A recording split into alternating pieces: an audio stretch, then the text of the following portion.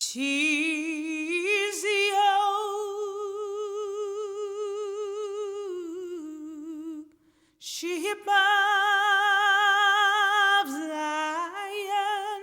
Welcome to this timeless place, Adkins Arboretum on the eastern shore of Maryland.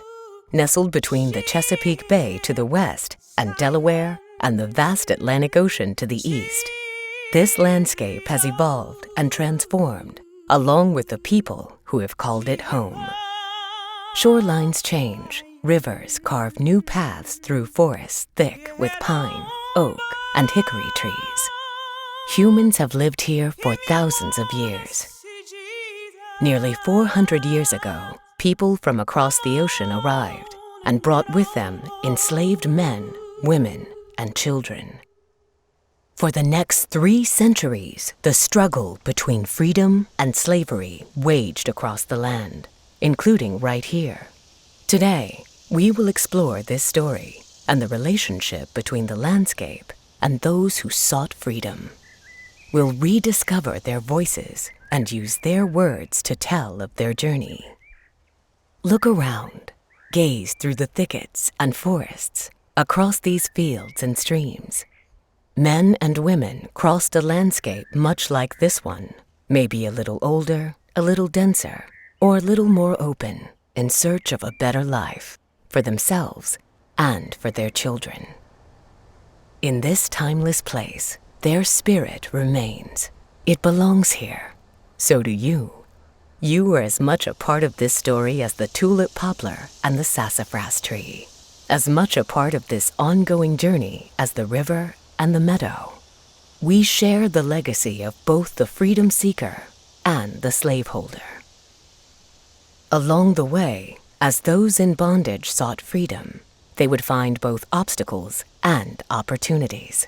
An example is right in front of your eyes. Notice the tall sweet gum tree just beyond the fork in the road, ahead to the left. Overhead, its branches reach toward the sky. Below, at any time of the year, spiky seed pods litter the ground. This tree provides shade and shelter, and its sap can treat wounds and soothe skin. But to an escaping slave, fleeing through the dark night, often without shoes, stepping on a sweet gum pod, crying out in pain could lead to capture. The slave catchers were never far behind. This landscape, at your fingertips and beneath your feet, was a witness to both the hunters and the hunted. It provided both shelter and danger. Follow the path to your right towards the bridge. The path to freedom begins in the woods. A simple bridge, the water beneath offering refreshment and guidance, or, depending on the time of year, cold and misery. In a region as rich with rivers and large spans of water as the eastern shore, crossing a bridge was a dangerous and sometimes necessary step on the road to freedom. Bridges were watched carefully by slave hunters. They often had toll keepers and watchmen. For freedom seekers, a simple bridge could be an almost insurmountable obstacle. Yet the seeker had to choose, go over or go around. And it was within deciding that freedom was found. The first step on the slave's arduous journey wasn't onto the road or even into the woods, but into one's own mind. They had to decide to flee, and that decision, to choose one's own destiny, was their first act as a free human being. One man, James W.C. Pennington, made that choice November of 1827. He described that moment this way. The bare possibility was impressively solemn, but the hour was now come, and the man must act and be free, or remain a slave forever. How the impression came to be upon my mind, I cannot tell, but there was a strange and horrifying belief that if I did not meet the crisis that day, I should be self-doomed, and that my ear would be nailed to the doorpost forever. As you cross the bridge, think on this. What could compel you to leave all you've ever known and loved? To learn more about James W.C. Pennington and his moment of decision, press the green button on your audio guide now. James William Charles Pennington was born on the eastern shore of Maryland. As a child, he was apprenticed to a blacksmith, where he learned his trade. Years after his escape to freedom, after he had learned to read and write, had become a pastor and an impassioned speaker of the abolitionist movement, he wrote his memoir, The Fugitive Blacksmith. He relates his thoughts as he prepares to leave his home. The emotions of that moment I cannot fully depict. Hope, fear, dread, terror, love, sorrow, and deep melancholy were mingled in my mind together. When I looked at my numerous family, a beloved father and mother, 11 brothers and sisters, etc., but when I looked at slavery, when I remembered that one of the chief annoyances of slavery, in the most mild form, is the liability of being at any moment sold into the worst form, it seemed that no consideration, not even that of life itself, could tempt me to give up the thought of flight. Nor was Pennington naive to the road before him. And then, when I considered the difficulties of the way, the reward that would be offered, the human bloodhounds that would be set upon my track, the weariness, the hunger, the gloomy thought of not only losing all one's friends in one day, but of having to seek and to make new friends in a strange world. But, as I have said, the hour was come, and the man must act, or forever be a slave. Pennington crossed the bridge in his mind. From decision to action, there was no turning back. I sallied forth thoughtfully and melancholy, and after crossing the barnyard, a few moments' walk brought me to a small cave, near the mouth of which lay a pile of stones, and into which I had deposited my clothes. From this, my course lay through thick and heavy woods. Thousands went through a similar process before starting on their difficult journey. They shared Pennington's fears and dreams, but like the rest of their fellow freedom seekers, they set their course and left through whatever landscape, perhaps just like this one, that was between them and liberty. My name is Ann Johnson. My name is Manila's Gasaway. I was born in... While the woods around you are rich with resources, like sassafras, black cherry, and pawpaw, not all are safe to eat. Finding nourishment on the road to freedom was challenging. While many enslaved people had a general understanding of nature, they, like you and I, lived day to day primarily on food grown on farms. Even when a person planned their escape in advance, it was difficult to carry food for a journey that could take weeks or months. They had to forage for food. Harriet Tubman recalled this. We walked all night, carrying the little ones, and spread the comfort on the frozen ground in some dense thicket where they all hid while I went out foraging. Part of the role of the conductors on the Underground Railroad, like Harriet Tubman, was to help escaping slaves find food, either by foraging for it themselves while their passengers hid, or by directing them to friendly stations where sympathetic strangers, both white and black, would provide food. Others who didn't have the benefit of a conductor were on their own. Former slave John Little recalled wandering through the woods all day, eating acorns, while a slave named John Brown remembered that he lived, or rather sustained life, by eating raw corn, potatoes, pine roots, and sassafras buds. Edward Hicks, who escaped from Virginia, recounted a very common occurrence. I ran, but did not know what way to go, and took into the pines. Now, after I had done this, I began to study what I should do for something to eat. I continued there for 4 days without any food except sassafras leaves, and I found water. After that, I found an old colored man. I told him how the case was with me and asked for a bit of bread. He told me to come to his house at night at a certain hour, and he would give me a mouthful to eat. Foraging for food in the woods could sustain life, but the escaping slave also had to forage for friends, a man or woman who would nourish him and not turn him away or turn him in. I was born near Pisgah in the western My part of name Charleston. is Carolyn Hammond. My name is James Wiggins.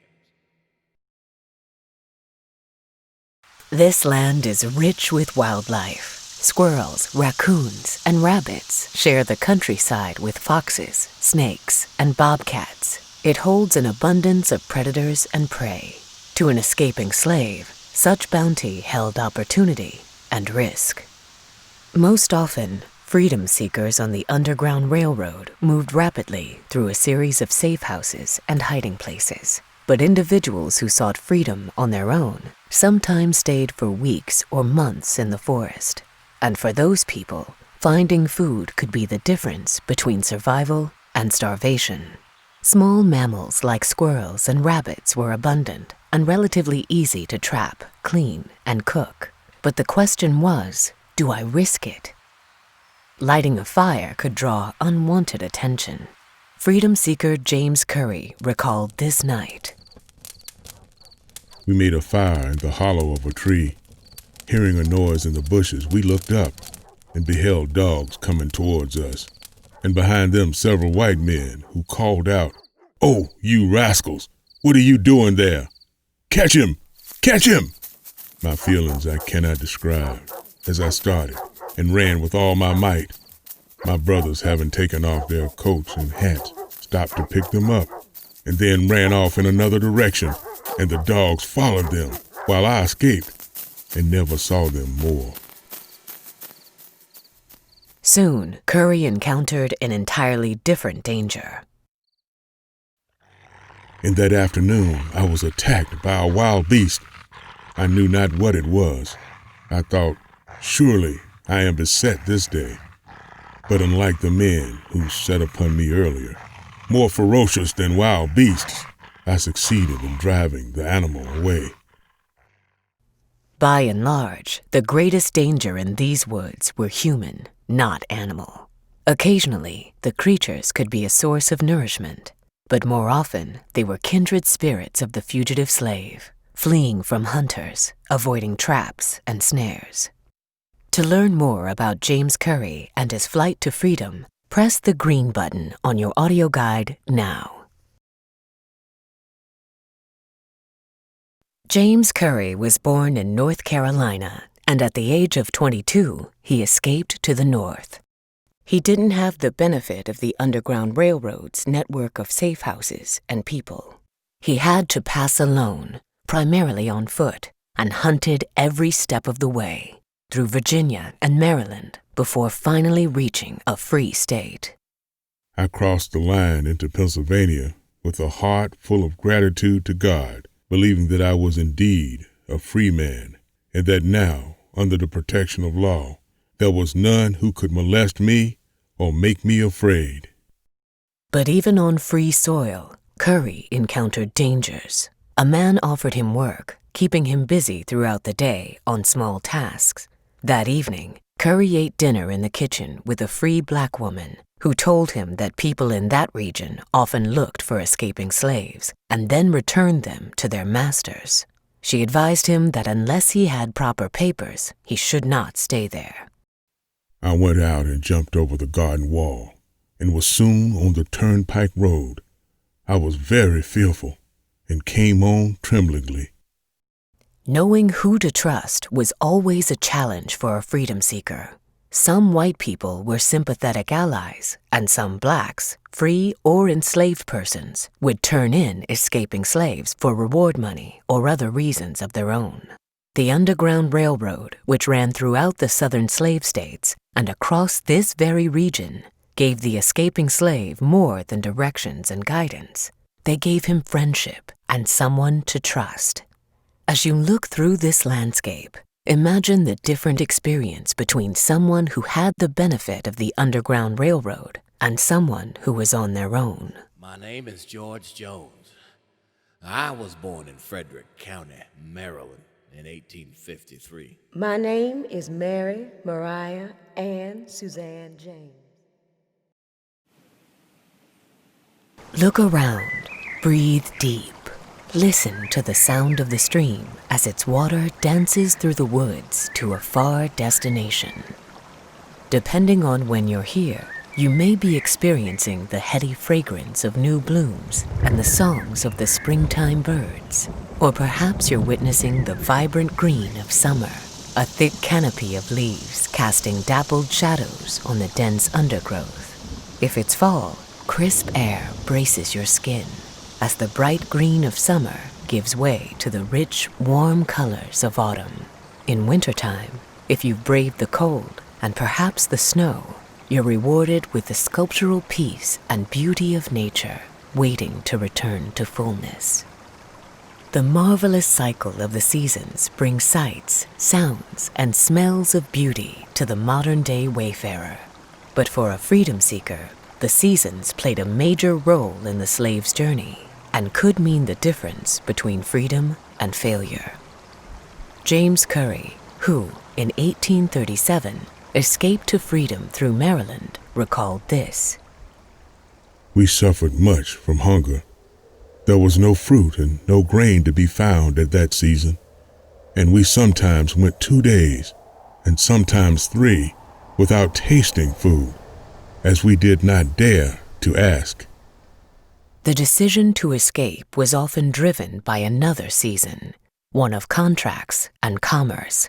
At the end of each year, plantation owners often had to settle their debts, and their most valuable and liquid assets were their slaves. A significant number of escapes took place when slaves heard that they or a loved one were to be sold. In addition, at Christmas time, slaves were given time off to visit nearby family. This gave some freedom seekers a few precious days' head start when their absence might not be missed.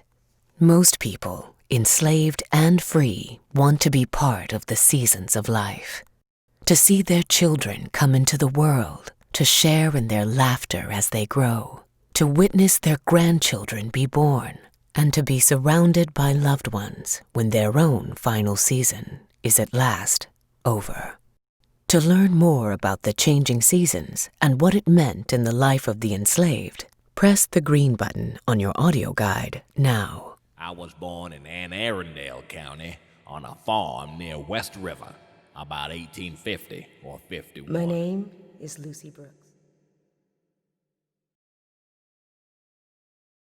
Life in the 1800s, especially in commercial farming regions like the Eastern Shore, was dictated by the land and the timetable of the seasons. Many tasks related, directly or indirectly, to cultivating the land.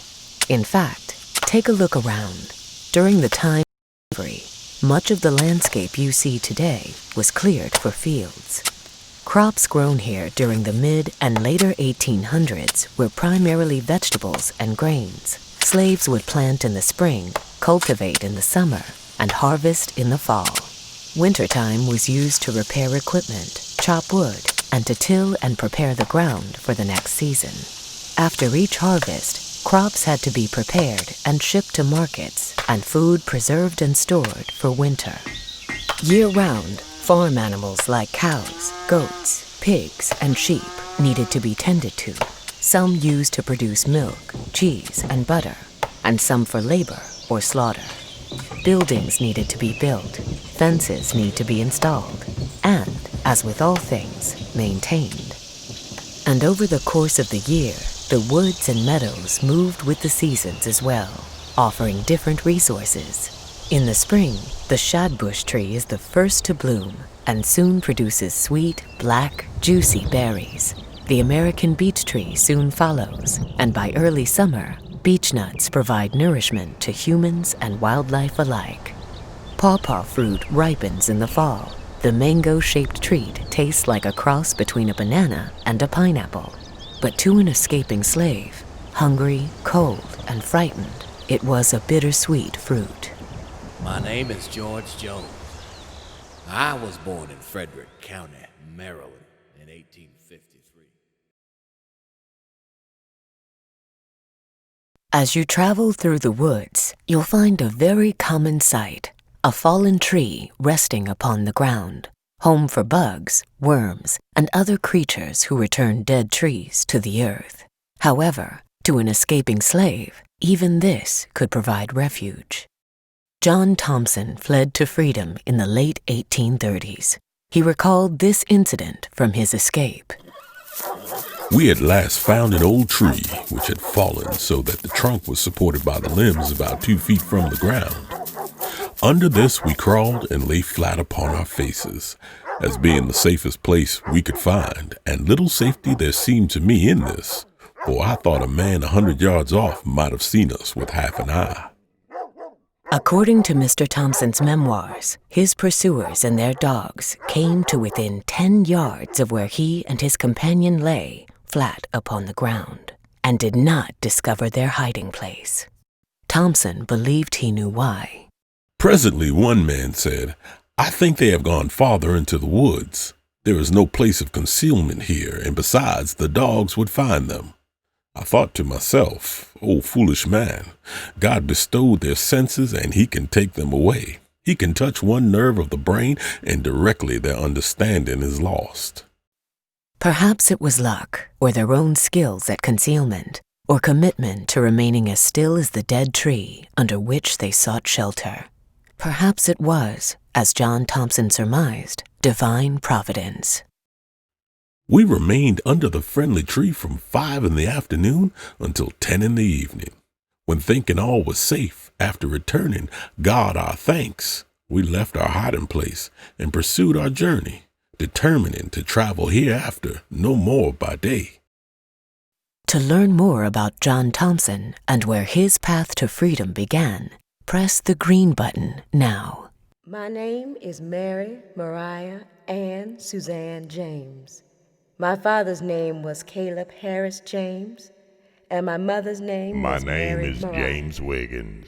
I was born in Anne Arundel County on a farm near West River about 1850 or 50. John Thompson was born in Maryland in 1812. His first memory of his enslavement was when his older sister was sold, his mother weeping and sobbing in despair, his sister never to be seen by the family again. Many years after his escape, he wrote The Life of John Thompson, a Fugitive Slave, which was published in 1857. In it, he chronicled decades of brutal treatment, beginning in childhood and continuing to his 25th year, when he decided to free himself of bondage. His path to freedom began in the woods. As a young man, he'd learned to read when he was escorting the plantation's young master to school. After I learned to read, I was very fond of reading newspapers when I could get them. One day in the year 1830, I picked up a piece of old newspaper containing the speech of John Quincy Adams in the U.S. Senate. While reading this speech, my heart leaped with joy. I spent many Sabbaths alone in the woods, meditating upon it. Senator Adams' speech was a response in support of a petition from Massachusetts, calling for the abolition of slavery in Washington, D.C. I found out that there was a place where the Negro was regarded as a man and not a brute, where he might enjoy the inalienable right of life, liberty, and the pursuit of happiness, and where he could walk unfettered throughout the length and breadth of the land. The gift of reading, the power of a speech. Like a mighty tree, an idea takes root. A few years later, John Thompson freed himself from slavery. He traveled north, became a sailor, and ultimately an author. At last, he settled in Philadelphia with his wife and children. The seeds of Thompson's transformation were planted at a specific time and place, in the woods of Maryland, meditating on what it meant to be free. My name is Belinda Bivens. My name is Jim Taylor. I was born in Talbot County on the eastern shore of Maryland, near St. Michael's, about 1840. Water is vital to this landscape and to all who dwell on the eastern shore. From the rivers and streams to the bays and ocean, life here runs to the rhythm of the tides. To an escaping slave, water served many purposes: refreshment, guidance, and even shelter. Some passed through the woods and meadows on their way to other, larger bodies of water, like ports where they stowed away on cargo vessels. Others used boats which carried them farther on their journey to freedom. For many escaping slaves, fleeing from or through Maryland, following water provided the path to freedom. For others, water and waterways both inspired and tormented their thoughts. Frederick Douglass was born on the eastern shore of Maryland. As a young man, he stood on the shore of Chesapeake Bay and looked out over the harbor. I have often stood all alone upon the lofty banks of that noble bay, and traced the countless number of sails moving off to the mighty ocean. My thoughts would compel me to speak to them. I would say, "You are loosed from your moorings, and are free. I am fast in my chains and a slave. You are freedom's swift-winged angels. I am confined in bands of iron. Oh, that I were on one of your decks, under your protecting wing." Frederick Douglass found inspiration in Maryland's waterways, but for many others, water presented a literal problem. It held dangers like drowning, freezing, or simply being an insurmountable barrier. Today, we can sit by quiet streams and relax to the sounds of gently moving water.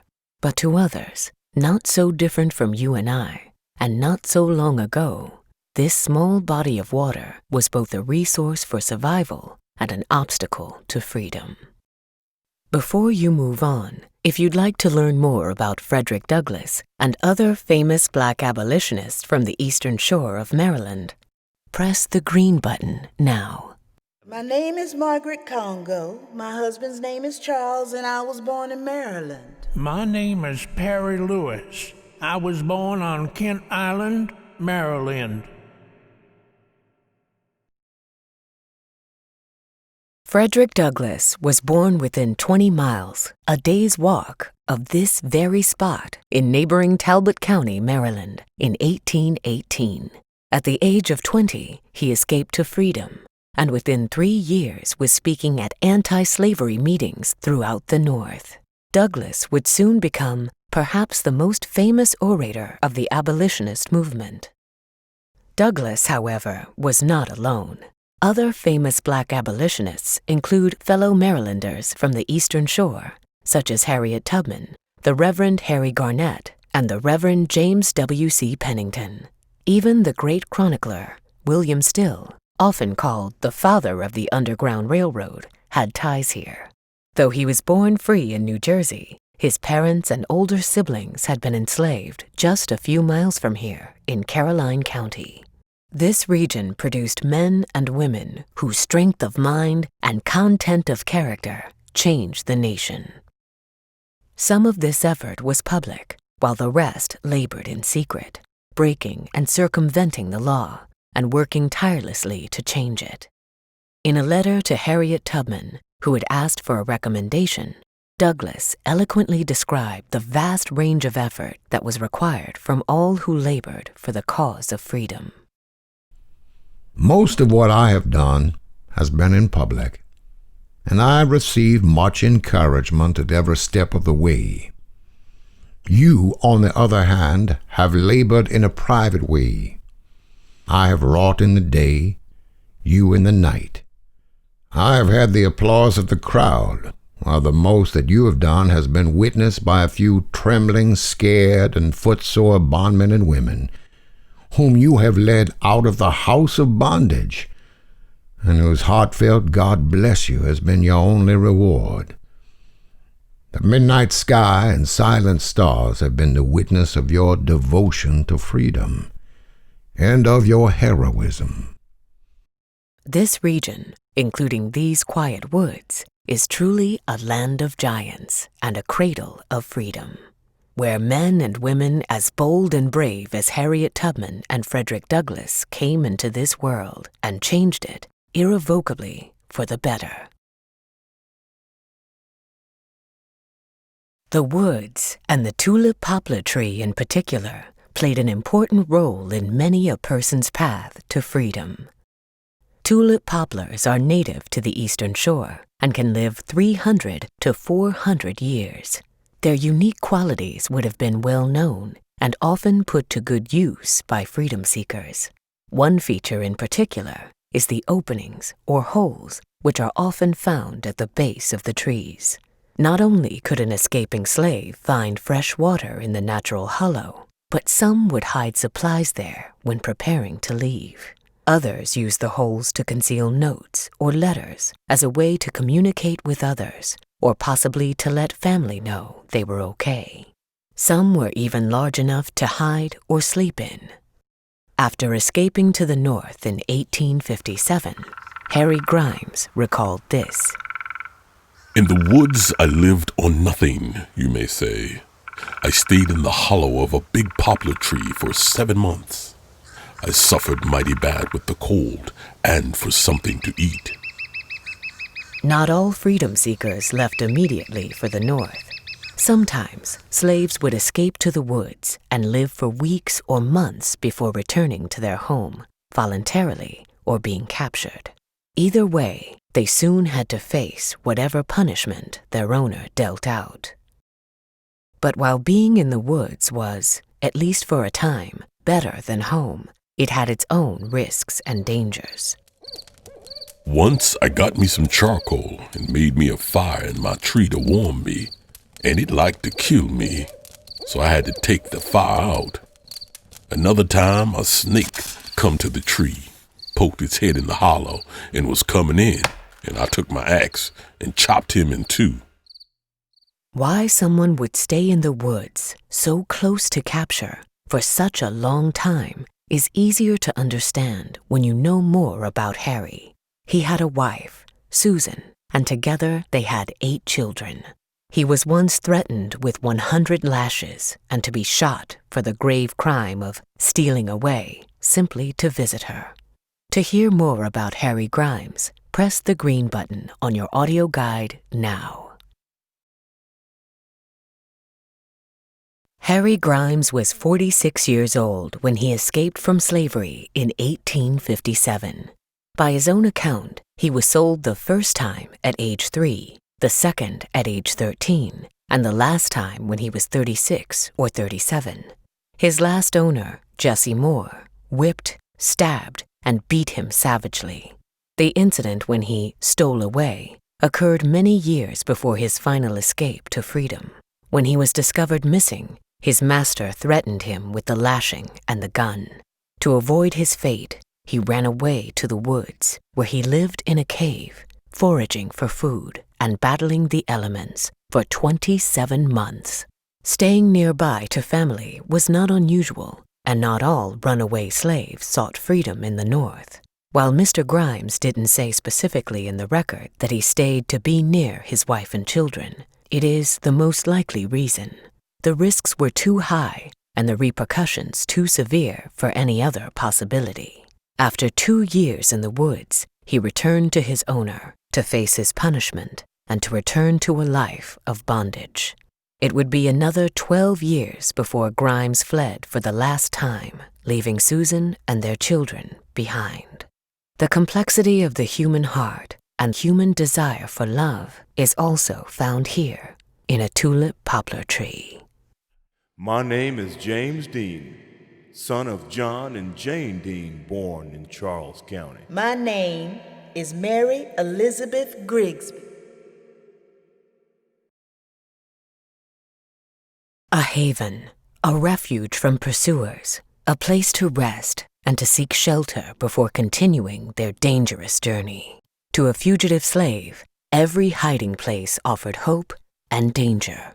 It was hard to see into a dense thicket, but it was also rife with chiggers and poison ivy. It could be difficult for a slave catcher to chase someone running through the woods, but it was also easier for the hunted person to get disoriented and lost. Water could perhaps throw off bloodhounds from a scent, but getting wet at the wrong time of year could be fatal to the fleeing slave. Harriet Tubman described one incident.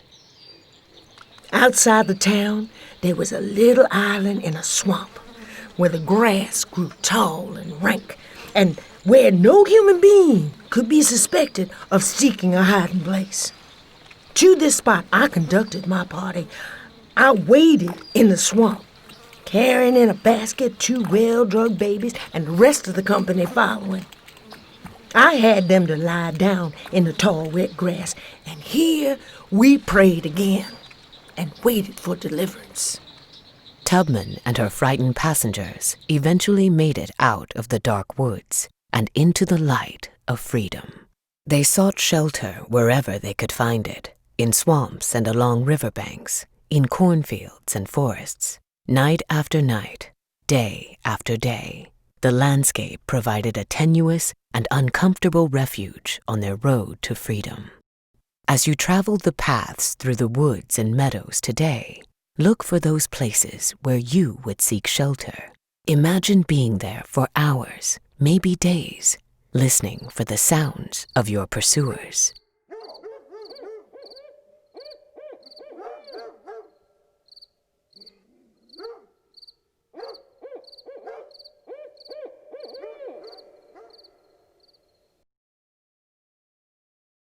Surviving in the woods and surviving while fleeing slavery both require certain sets of skills.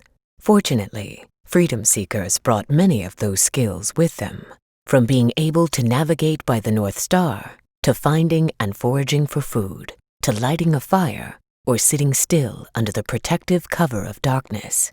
Fugitive slaves weren't afraid of the land, only of being captured. Basic survival skills, like knowing where to find water and avoiding poisonous plants and dangerous animals, were fairly common knowledge. But a person needed more than knowledge to survive. They had to use their wits as well. Look around you and notice the moss on the trees. Escaping slave John Brown had no knowledge of where he needed to go when he fled. Nevertheless, one day he made his decision and began his journey by following a road, one that abruptly ended, leaving him lost in the woods. I knew that I ought to go northward, but having nothing to guide me, I began to look about for signs. I soon noticed that on one side of the trees, the moss was drier and shorter than it was on the other, and I concluded it was the sun which had burnt it up, and that the dry moss must therefore be on the south side. I examined a good many trees, and finding these signs on most of them, I set off in the direction toward which the long green moss pointed, and went on until late in the day. Determining direction and finding food were critical survival skills. But these weren't the only ones needed to successfully exact an escape. One needed to know whose door to knock on to seek help and which house to pass by. One needed to know what to say and what not to say if questioned on the road. Skills of cunning were equally as important to one's survival knowledge and reason. John Brown's survival skills served him well, and he eventually made his way to freedom. To learn more about his escape, press the green button. My name is Richard Max. I was born in Charles County, Maryland, in the year of 1844. My name is Annie Young Henson.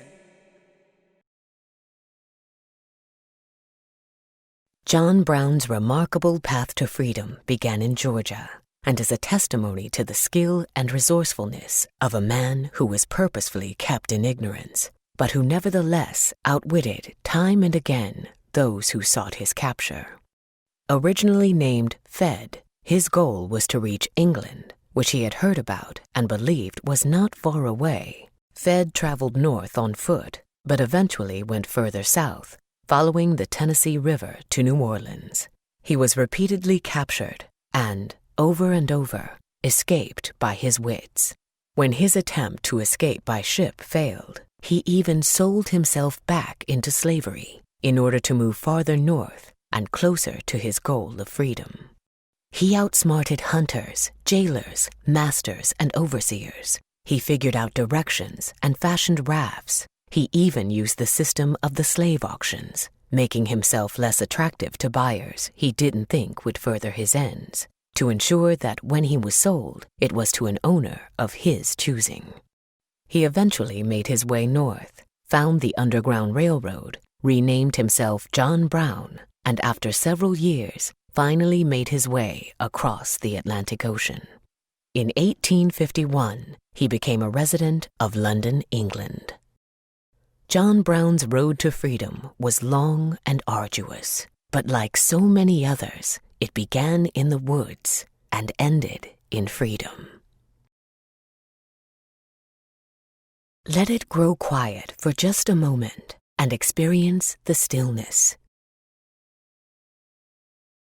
Imagine you're escaping on the Underground Railroad, waiting for your conductor. She's left you here, perhaps to find food, perhaps to check the next location and make sure all is clear. Conductors on the Underground Railroad sometimes use songs or signals, like the low imitation of a hoot owl, to communicate with those who have entrusted them with their lives. A song sung with one set of lyrics could mean all clear, while a slight change in words or tempo would let the fugitives know to remain hidden and to wait. Farewell, oh farewell. But those weren't the only means of communication. A special knock on a door, coded letters, or other means were also used to communicate where to go or who was coming. Sometimes the communication was even simpler. It was after dusk, and a man came slowly walking along the solid pathway on the edge of the swamp. He was in the garb of a Quaker and appeared to be talking to himself. My wagon stands in the barnyard of the next farm across the way. The horse is in the stable, the harness hangs on the nail, my wagon stands in the And barnyard. he was gone.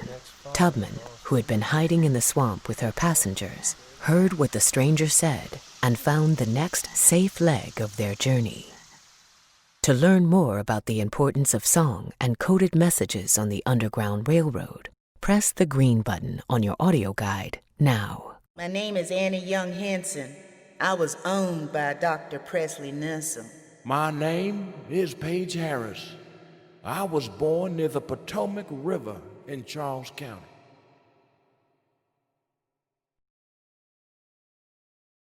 Harriet Tubman was born and raised not far from here in Dorchester County and made some of her most daring rescues from nearby Poplar Neck, right here in Caroline County. When she decided to make her escape in 1849, she wanted to let her friends and family know without alerting her master, who was nearby.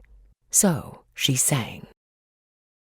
I'm sorry I'm gonna leave you. Farewell, oh farewell. The song went on to let them know she was bound for the Promised Land. On another occasion, she referred to the hymn Old Ship of Zion in a coded message to her brothers, who she was soon planning to rescue. With a friend's help, she wrote a letter to Jacob Jackson, a literate free black man in nearby Dorchester County, where her brothers still lived in bondage. The letter would have meant nothing to a suspicious postmaster, but it included the following. Read my letter to the old folks and give my love to them. And tell my brothers to be always watching unto prayer. And when the good old ship of Zion comes along, to be ready to step aboard. Tubman made 13 trips and spirited about 70 passengers to freedom, at first to the northern U.S., then later all the way to Canada. On one of her trips, Tubman led Joe and Bill Bailey, Peter Pennington, and Eliza Minoki to Canada. As she crossed the suspension bridge at Niagara Falls, she had a special song for that moment as well. I'm on my way to Canada, the cold and dreary land. The sad effects of slavery I can no longer stand. I served my master all my days without a dime's reward. And now I'm forced to run away to flee the lash abroad. Farewell, old master, don't think hard of me. I'll travel on to Canada where all the slaves are free.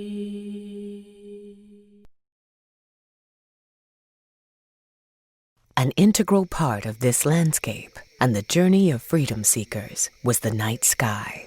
In a world as bright as ours, it can be difficult to imagine the bright blanket of stars that spanned the heavens in the 1800s, but not for the people who lived then.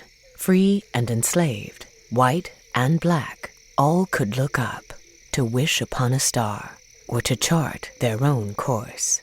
Harriet Tubman once said, God's time is always near. He set the North Star in the heavens. He gave me the strength in my limbs. He meant I should be free. This same fixed point also shined down on Frederick Douglass as he considered the dangers and opportunities of the road to freedom. At every gate through which we were to pass, we saw a watchman.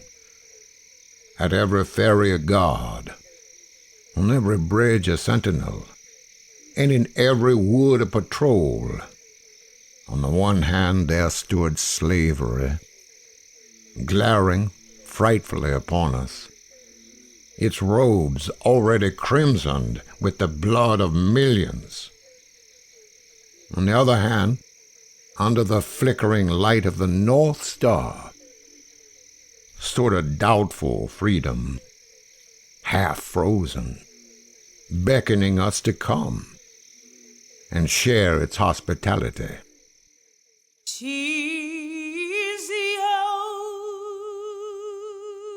Harry Grimes found refuge in a tulip poplar. James Curry fought off a wild animal. John Thompson found haven under a fallen tree.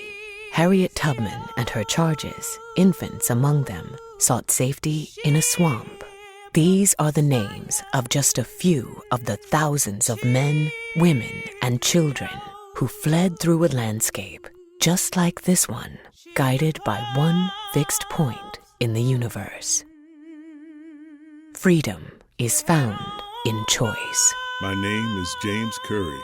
I was born in Person County, North Carolina.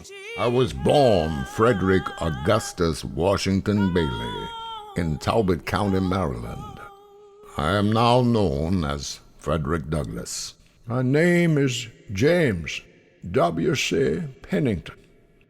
I was born in the state of Maryland. My birthplace was on the Eastern Shore. My name is Harriet Tubman. I was born Araminta Ross in Dorchester County, Maryland. I've also been known as Minty and Moses.